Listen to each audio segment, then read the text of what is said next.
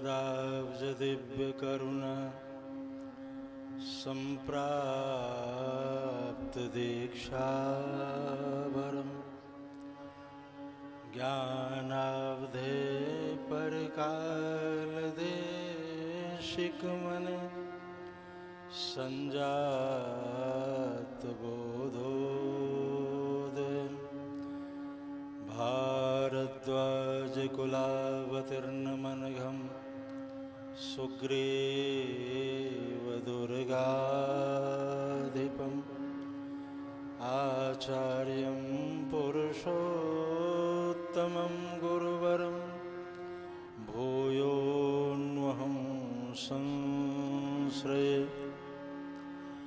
सितासिते यत्र तरङ्गचावरे नद्यो विभातः मुनिभानुकन्यके नीलातपत्रं वटेव साक्षात् सतीर्थराजो जयति प्रयागः सतीर्थराजो जयति प्रयागः।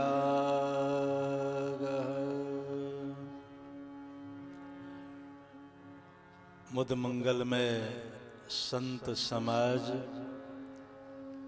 भक्त समाज, विद्वद वृंद, मंचस्थ सभी सहयोगी वृंद, स्नेहमयी मातृशक्ति, देवियों, स्नेहालु बच्चों, अभी आप हमारे बाल व्यास के मुखारविंद से राम कथा श्रवण कर रहे थे। भगवान के वनगमन की चर्चा, साथ ही लक्ष्मण जी की शरणागति। जीव भगवत शरणागति ग्रहण कर लेता है तो फिर निश्चिंत हो जाता है। शरणागति क्या है? अपने आप को भगवान के चरणों में समर्पित कर देना, और समर्पित करने के बाद अपना कुछ नहीं रह जाता। जैसे कोई भी वस्तु, उदाहरण स्वरूप ये फल है, इसकी अपनी कोई सत्ता नहीं है। यहाँ रख दिया, यहाँ है, यहाँ से उठा के यहाँ रख देंगे, यहाँ आ जाएगा, क्योंकि इसकी अपनी कोई सत्ता नहीं है।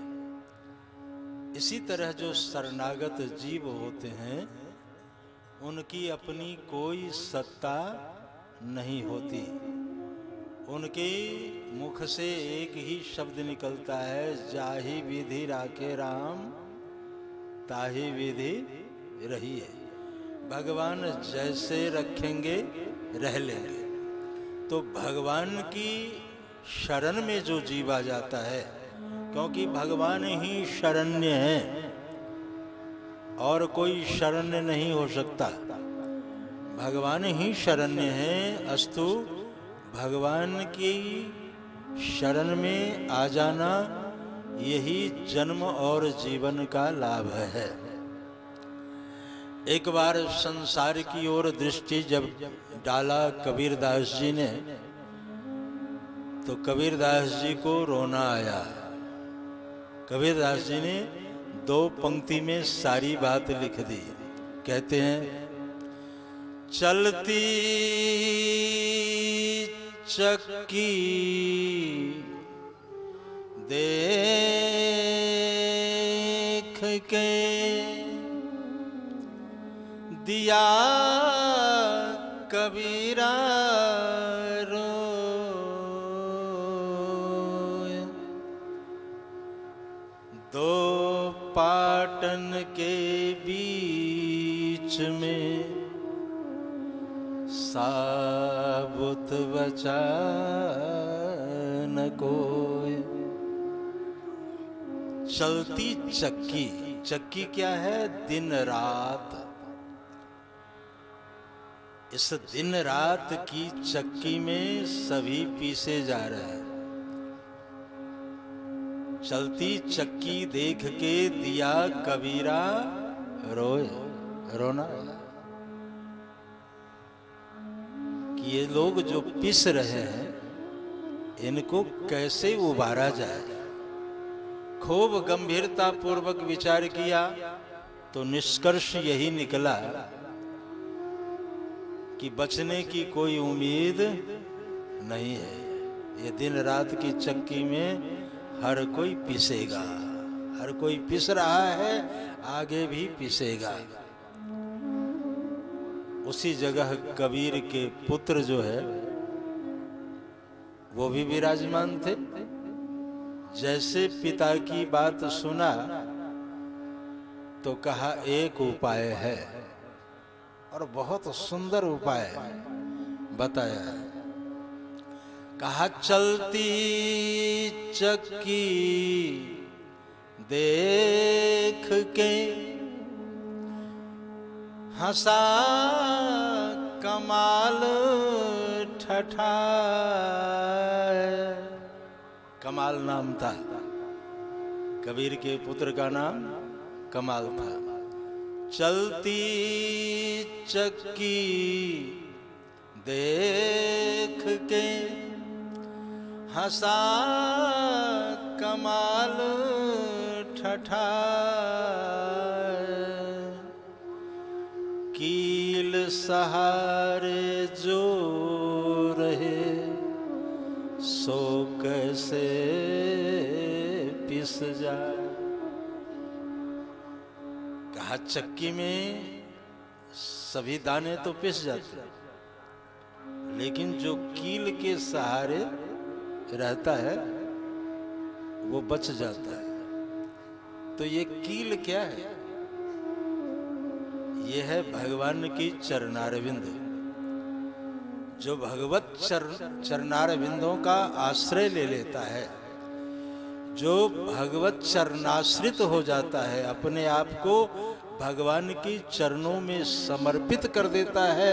मेरा मुझ में कुछ नहीं, जो कुछ है सो तोर, तेरा तुझको सौंपया क्या लागत है मोर। मेरा कुछ भी नहीं। और एक वैचारिक दृष्टि डालें, विचार करके अगर देखें तो क्या है अपना? रिश्तेदार तो अपने हो ही नहीं सकते। संसार में जितने रिश्ते हैं सब स्वार्थ के हैं। स्वार्थ की पूर्ति होगी तो वो संबंध बना रहेगा। रिश्तेदार आते रहेंगे, जाते रहेंगे। एक दिन जो है चाय पानी ना पूछो, अगले दिन घिसक लेंगे हमारा। क्योंकि मतलबी संप्रदाय तो मतलबी संप्रदाय है। वो बस अपना मतलब की सिद्धि किया और फिर चलते बने। संसार के जितने संबंध हैं उन संबंधों के ऊपर आप गंभीरता पूर्वक विचार करेंगे तो यही निष्कर्ष निकलेगा, आप यही पाएंगे। अस्तु, भगवान के चरणाश्रित हो जाए, भगवान के ऊपर भरोसा करें। क्यों?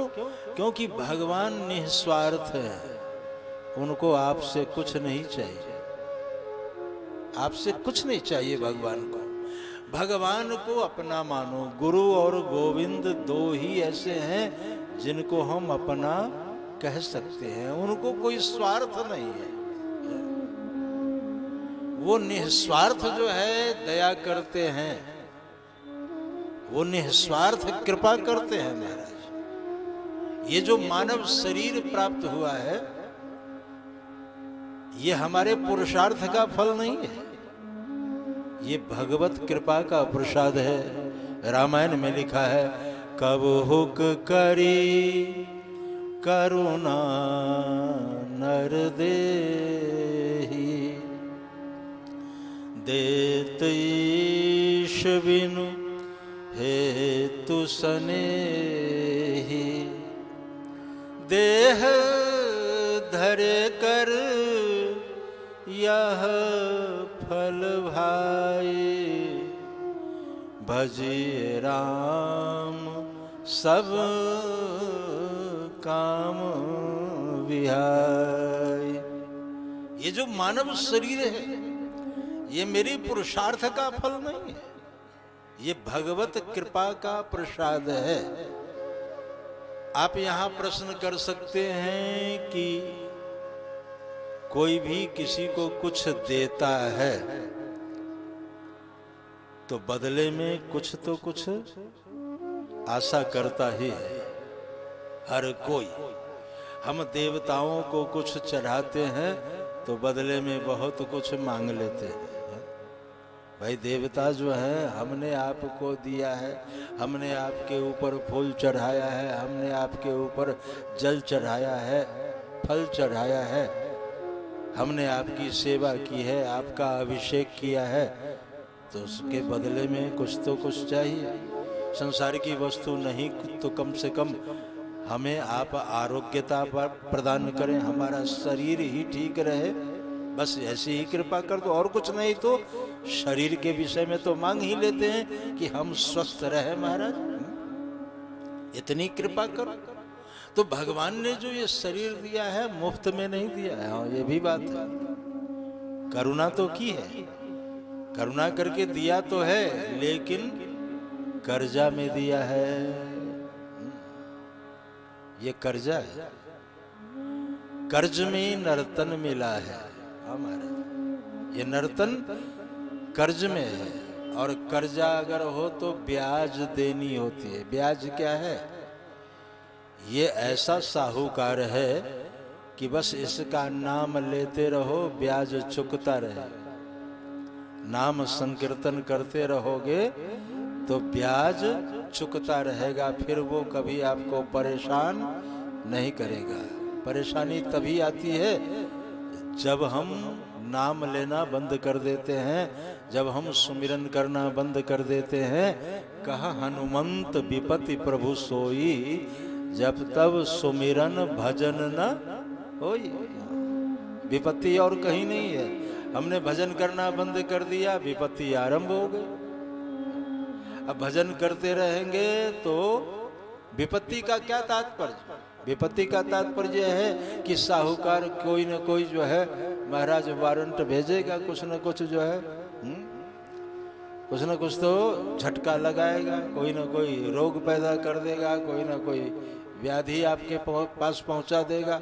इसलिए ब्याज चुकाते रहो। कर्ज में नर्तन मिला है, उसको तू बिसरा दिया, और ब्याज की तो बात क्या है, मूल धन भी खा गया। आजकल लोग जो है मूल धन कहाँ तक वापस करें? महाराज ब्याज तो देने की बात दूर रही, बस मूल धन भी खाना शुरू कर देते। नाम संकीर्तन नहीं करते, नाम जप नहीं करते, प्रभु को सुमिरन नहीं, प्रभु को याद नहीं करते। याद को दूसरी तरफ से पढ़ो तो इधर से आप लिखो याद, और दूसरी तरफ से पढ़ो तो दया। जो याद करता है उसी के ऊपर दया होती है। तो भगवान के प्रति समर्पित होकर के और एकमात्र बस उनके नाम का ही आश्रय, उनके चरणों का आश्रय जो हमारे शरणागत जीव हैं, वो महाराज भगवान नाम का आश्रय लेते हैं, भगवत लीला का आश्रय लेते हैं, भगवत धाम का आश्रय लेते हैं, और भगवान के रूप का आश्रय लेते हैं। नाम रूप लीला धाम, ये चारों एक ही है। कहने के लिए चार हैं, लेकिन संबंध चारों का एक दूसरे से बड़ा गहरा संबंध है। ऐसा संबंध नहीं हो सकता। उदाहरण के लिए ये छोटी सी चौकी है, इसमें 4 पाए लगे हुए, इस चौकी में 4 पाए हैं। अब इन चारों में से किसी एक पाया को पकड़ के आप खींचो, ये पूरी चौकी खींचेगी कि नहीं खींचेगी?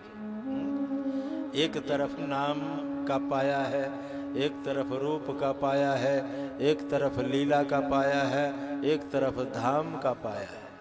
तो ये चारों इतने जुड़े हुए हैं कि किसी को पकड़ लो, नाम वाली पाया पकड़ लो, रूप वाली पाया पकड़ लो, लीला वाली पाया पकड़ लो, चारों आएंगे साथ में। इनमें इतना गहरा संबंध है, एक को पकड़ लो बाकी तीन अपने आप खींचे चले आएंगे। तो भगवान के जो चरणाश्रित होते हैं उनकी रक्षा होती है और सुख भी उसी को मिलता है। रामायण में ये भी लिखा है, सुखी मीन जे निर्यगाधा, सुखी मीन जे निर्यगाधा, जिमि हरि शरण नये कौ बाधा, जिमि हरि शरण न एक बाधा। मछली कब प्रसन्न होती है? जब अगाध जल राशि हो। जल अगर सूख जाए तालाब में तो मछलियों का दम घुट जाता है, वो मर जाती है, क्योंकि जल के बगैर नहीं रह सकती। बड़ा गहरा संबंध है ईश्वर से। कैसा संबंध होना चाहिए? जैसे जल और मछली का संबंध है। दशरथ जी ने पूर्व जन्म में यही वरदान मांगा था मनु शत्रुपा के रूप में, फनी बिनु मनी, मनी बिनु फनी, मनी बिनु फनी, जिमि जल बिनु मीना। मनी बिनु फनी, फनी कहते हैं सर्प को। एक मनियारा सर्प होता है, उसके मस्तक पर मणि होती है और रात्रि में उस मणि को वो रखता है और उस मणि का जो प्रकाश है, जहाँ तक प्रकाश जाता है उस प्रकाश में ही वो घूम घूम करके अपना चारा संग्रह कर लेता है, फिर मणि को धारण कर लेता है और छुप जाता है। लेकिन जो जौहरी लोग हैं, जो मणि की खोज में निकले हैं, वो क्या करते हैं, जब पता चल जाता है कि इस क्षेत्र में वो मनियारा सर्प है, तो वहां के आसपास के वृक्षों के ऊपर चढ़ जाते हैं, थैला में गोबर रख लेते हैं, गाय का भैंस का ये गोबर रख लेते हैं और वो देखते हैं। कदाचित वो पीछा करते रहते हैं। जब कभी उनके सामने वो मणि दिखाई दिया और वो चारा संग्रह करने के लिए सर्प निकलता है, तो ऊपर से गोबर गिरा देता है उस मणि के ऊपर और उसको बिल्कुल ढक देता है, अंधेरा हो जाता है। वो सर्प पागल हो जाता है। मणि बिनु फनी जो कहा है, तो वो मणि के अभाव में सर्प पगला जाता है, सिर पटकता है, पूंछ पटकता है, पागलों जैसी उसकी दशा हो जाती है। मरता नहीं है, मरता नहीं है, पागल हो जाता है। ये मणि बिनु फनी। लेकिन जिमि जल बिनु मीना जो है, ये बड़ा विलक्षण है महाराज। मछली जल के बगैर नहीं रह सकती।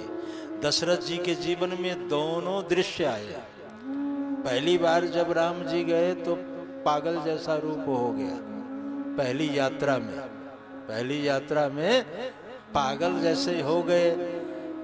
जब समाचार लेकर आए, जनकपुर के दूतों ने आकर के कहा कि महाराज ये राजर्षि जनक का पत्र है और इसमें आपके पुत्रों के बारे में लिखा हुआ है, आप जरा पढ़ो। तो जैसे पत्र खोला उसमें समाचार तो लिखा हुआ था, कुशल समाचार, लेकिन पागल लोग जैसे होते ना, पत्र पढ़ने के बाद, समाचार पढ़ने के बाद दूतों से पूछते हैं, भैया कहूँ कुशल दो बारे भैया कहूँ कुशल दो बारे तुमनी के निज नयन निहारे। दूत लोग चकित होकर के देख रहे हैं कि पत्र में तो कुशल समाचार ही लिखा होता है, ये पढ़ने के बाद भी पागलों जैसी हरकतें क्यों कर रहे हैं? ये कह रहे हैं कि भैया कहो कुशल दो बारे। महाराज इसमें तो कुशल समाचार ही लिखा जाता है पत्र में, आप पढ़ चुके हैं। अब वो उत्तर दे, उसके बाद दूसरा प्रश्न, क्या तुमनी के निज नयन निहारे, तूने मेरे पुत्रों को अपनी आंखों से देखा है? अब दूत एक दूसरे को देख रहे हैं, तब तक तीसरा प्रश्न, अच्छा तू नहीं जानता होगा तो मैं बताता हूं। श्यामल गौर धरे धनु भाथा बै किशोर कौशिक मुनि साथा। देखो एक सांवले रंग का है, एक गोरे रंग का है, और साथ में बाबा जी हैं। कहा महाराज हाँ ये सब कुछ लिखा है, और आप फिर हमसे पूछ रहे हैं हम आपके पुत्र को पहचानते हैं? तो दशरथ जी ने चौथा प्रश्न कर दिया, पहचानो तुम कहूँ स्वभाव। अगर तुम पहचानता है तो मेरे राम का स्वभाव कैसा है बता। और राम जी के स्वभाव के विषय में सब लोगों ने अपनी असमर्थता व्यक्त की है। 84 लाख योनियों में भ्रमण करने वाले, 84 लाख योनि का अनुभव रखने वाले संत कागभूषुंडी जी ने कहा कि महाराज अस स्वभाव कहूँ सुनऊ न देखो। राम जी का स्वभाव जो है, अस स्वभाव कहूँ सुनऊ न देखो, के ही खगेश रघुपति सम लेखो। हे गरुड़ जी, राम जी ऐसा स्वभाव न तो कहीं देखने को मिला और न सुनने को मिला। तो मैं उपमा दूं तो कहां से दूं? राम जी का स्वभाव सिर्फ दो ही लोग जान पाए, एक तो गुरु जान पाए और एक हमारे श्री भरतलाल जी। भरतलाल जी ने कहा मैं जानूं निजनाथ स्वभाव, मैं अपने स्वामी का स्वभाव जानता हूं। जो निकट होगा वो स्वभाव जानेगा। मैं जानूं निजनाथ स्वभाव। और बृहस्पति जी ने इंद्र को डांटा कि मैं राम जी का स्वभाव जानता हूं। सुन सुरेश रघुवीर स्वभावु, निज अपराध रिसाई न काऊ, लेकिन जो अपराध भगत कर करी, तो राम रोष पावक सोई जरी। ये है राम जी का स्वभाव। दशरथ जी बोल गए कि पहचानो तुम कहो स्वभाव।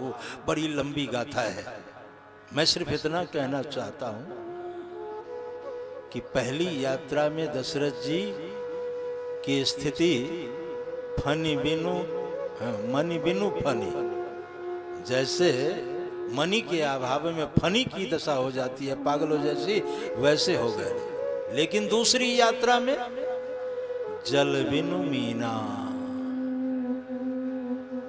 राम जी जब वन की ओर गए तो दशरथ जी जैसे जल से मछली को निकाल दे तो कुछ देर तड़पती रहती है, उसके बाद शांत हो जाती है, उसका शरीर शांत हो गया। यहाँ लोग प्रश्न करते हैं कि राम जी को गए हुए 6 दिन बीत गए, तो 6 दिनों तक ये अपने प्राणों को कैसे रोक करके रखे? क्योंकि मछली तो जल से निकलने के कुछ देर बाद जो है मर जाती है, तो ये 6 दिन तक कैसे जीवित रहे? इसलिए कि आशा थी कि वापस आएंगे।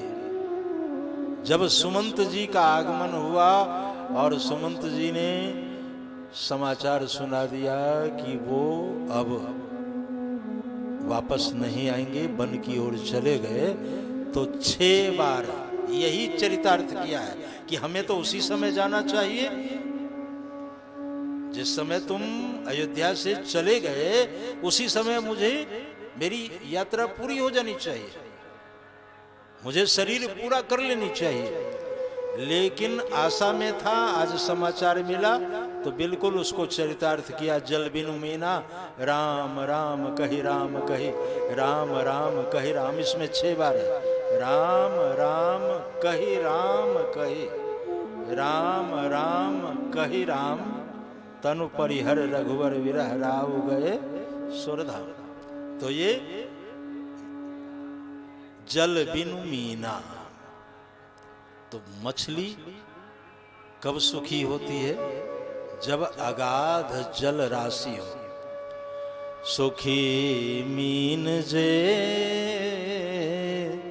नीर अगाधा, सुखी मीन जे नीर अगाधा,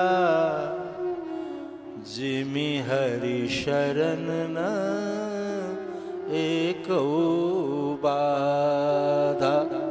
जैसे जीव भगवत शरणागति ग्रहण कर लेता है तो वो निश्चिंत हो जाता है। भगवान ने गीता में कहा है, अनन्याश्चिन्तयन्तो माम ये जनाः पर्युपासते तेषां नित्याभियुक्तानां योगक्षेमं वहाम्यहम्।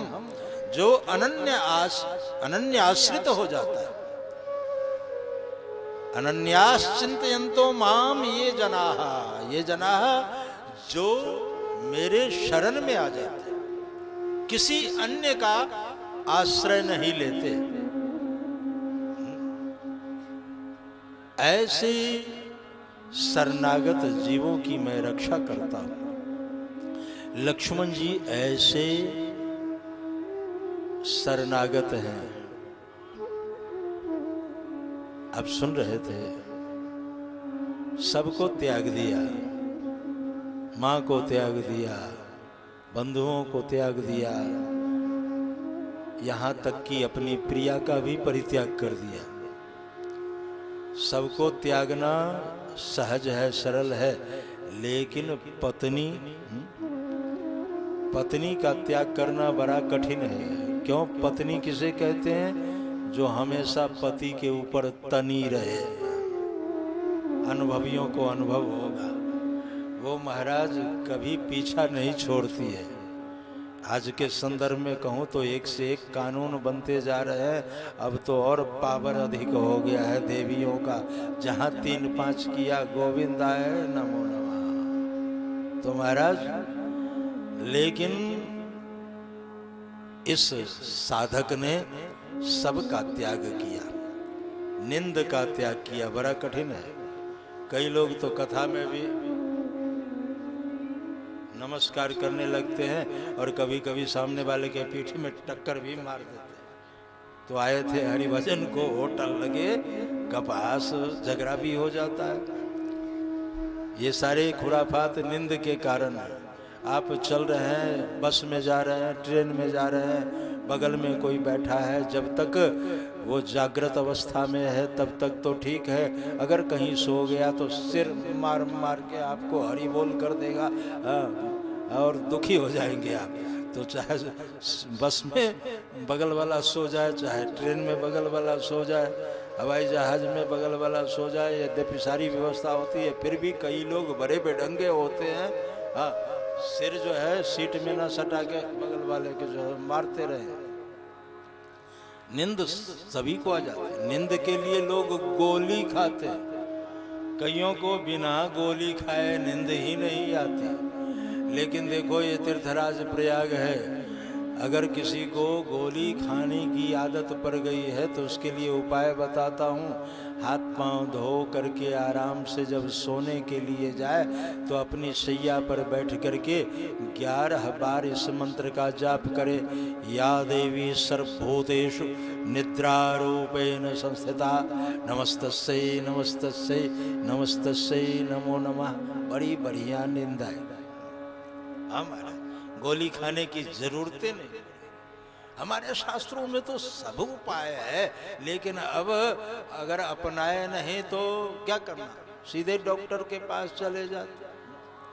और डॉक्टर जो है 2-4 गोली जो है थमा देता है, एक नींद की, एक नींद बढ़ाने की, एक घटाने की, वो कई तरह की गोलियां होती। तो मेरे कहने का तात्पर्य कि नींद बड़ा कठिन है, लेकिन इस साधक ने नींद का त्याग किया, नारी का त्याग किया, सब का त्याग किया और भगवान के चरणों को पकड़ रखा। कोई खतरा नहीं है। तो महाराज जो कील सहारे रहता है, लक्ष्मण जी ने भगवान श्री राम के चरणों को कील बनाया, आश्रय बना करके, और उस चरणों को पकड़ लिए। इसलिए आज भी लक्ष्मण जी की चर्चा। कमाल ने बहुत सुंदर बात कह दी। चलती चक्की देख के हंसा कमाल ठठाए, कील सहारे जो रहे सो कैसे पिस जाए। तो इस संसार में दिन रात की जो चक्की है, इस चक्की से बचना हो तो भगवान की शरणागति ग्रहण कर लेनी चाहिए। बरभागी लोग हैं जो इस तीर्थराज की पावन भूमि में भगवत शरणागति ग्रहण करते हैं। तो अधिक न कहते हुए अपनी वांगमयी सेवा पुष्पांजलि प्रभु के चरणों में अर्पित करते हुए वाणी को विराम। 2 बार श्री सीताराम। जय सीताराम सीताराम सीताराम, जय सीताराम।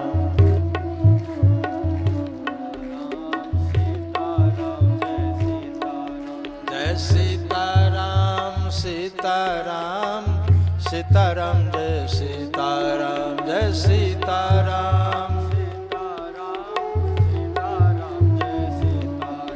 जय सीताराम सीताराम सीताराम, जय सीताराम।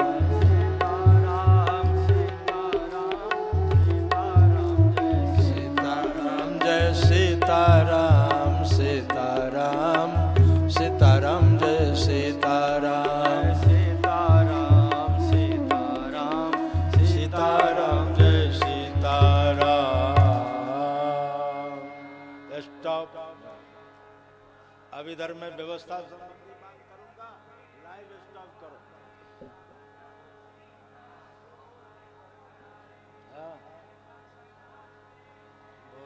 व्यवस्था संबंधी